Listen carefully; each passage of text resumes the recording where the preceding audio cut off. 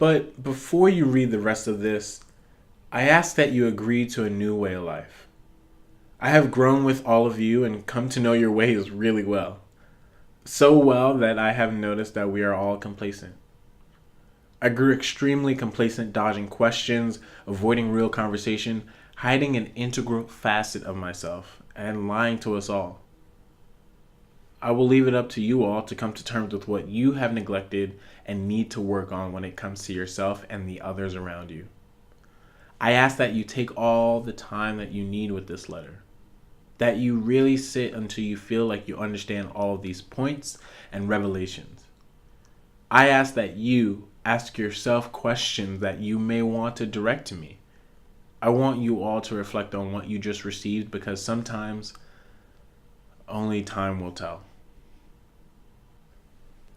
Daring to be true has become my new way of life.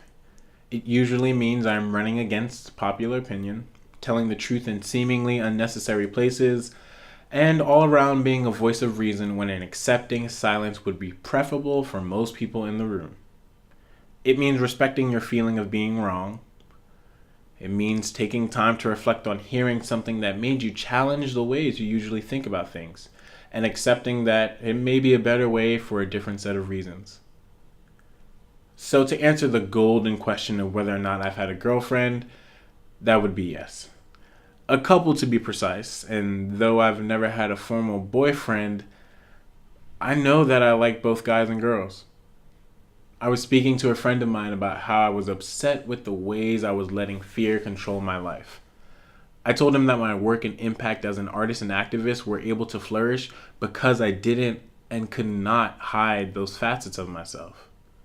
I thought about the kids who wanted a dance studio to create in, and I had access to that. I thought about black kids who want to be successful and educated, and I had access to that. Then I began to think about all the people I advocate for by simply existing under the public eye. I thought about those who don't have a creative outlet and tough times at home push them to see taking their life as a just option. I thought about all the black boys who have struggles continuing their education and fall victim to our machine of a justice system. I thought about all of those people who have their lives and opportunities stripped from them. And then I realized by not advocating for them, I was participating in that same monstrous system. And I will not. It may seem dramatic and out of context to level my work against those who save lives, but the memories, quotes, smiles, longings, discussions, tears, laughs, hugs, and relationships I've created can be the speck of hope needed to help someone build their life again. I've come out to improve our relationship, stop living out of fear, and help simplify the process of saving lives, and stand as a role model for any type of person. I've come out so that people can love me and not who they choose to make me. Love, Joey. My parents and sister received a longer version of this letter on November 24th, 2013 in Brooklyn, New York, while I was in Bucharest, Romania. Studying abroad, I traveled to 11 different cities and used one language the most. Love.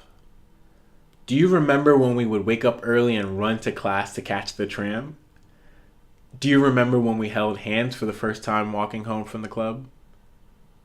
Do you remember when you helped me do my laundry while I made breakfast one morning, and I thought that this could all work? That this could somehow repeat. I told you you could open the door to see the world, but you said the closet felt more like home. So I wrote that letter for the next you, the next us, the next time. Time, patience, be. Became my motto. Pillars to accept and release the traffic of burdens gusting through my temple, stale and fresh air. I studied abroad in love, bringing my baggage of hate.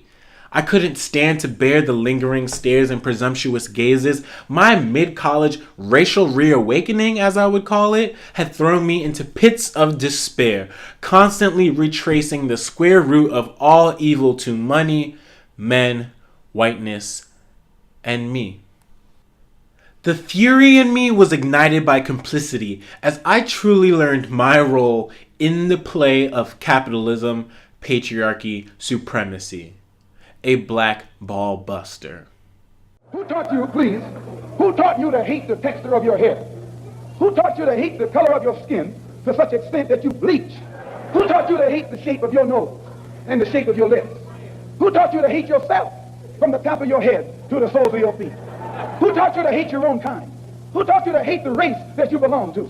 Now, there are several things that one could talk about before such a large, concerned, and enlightened audience. There are so many problems facing our nation and our world that one could just take off anywhere. But today I would like to talk mainly about the race problem. The race problem. Some days I feel smothered when I'm asked to take into consideration others' feelings when they won't take into consideration the anti-blackness embedded in their lives. In the small cracks that are filled by our culture. Delicate black gold. In the large spaces that are founded on our investments and insights. In between, amongst, around. In the liminal. Occupying a position at or on both sides of. A boundary or threshold. It was in the liminal that these issues were born, and in the liminal where I found the space to love. My raging fire condensed into a laser, able to penetrate when necessary and be put away for safe measure. A tool that could help pinpoint where the pain lies and truth lives. I was no longer torn apart because in the middle was where I was supposed to be. Liminal love let me know my parents loved me even though they didn't respond to my letter then, or even up to now. Liminal love is how I cared for him even though he didn't believe in us and not feel ashamed for loving someone more. Liminal love helps me know that ignorance is attributed to experience and complicated by privileges, not a reason to hate someone. Liminal love proves that with time and patience, we can all be.